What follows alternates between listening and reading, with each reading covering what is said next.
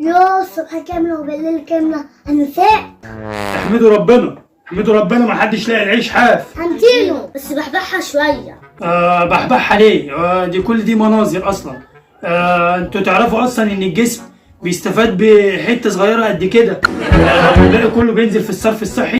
واحنا نديله الجزء اللي يستفاد منه. عليكي نور، واحنا اولى باللي بيترمي في الصرف الصحي. بابا حاجة اسمها لحمة فرخة كل حاجة جبنة. الجبنه دي مفيده جدا. بصراحة يا بابا احنا كنا محتاجين حاجات كتير وانت بتبخل علينا وعلى قلبك قد كده يا بابا. انا بخيل؟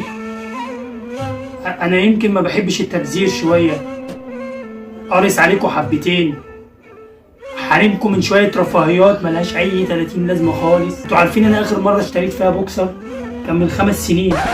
يا بابا كان الجلابية دي وانت فصلتها الباس. وليكن يعني كنت هسيبها الجلابيه وارميها كده؟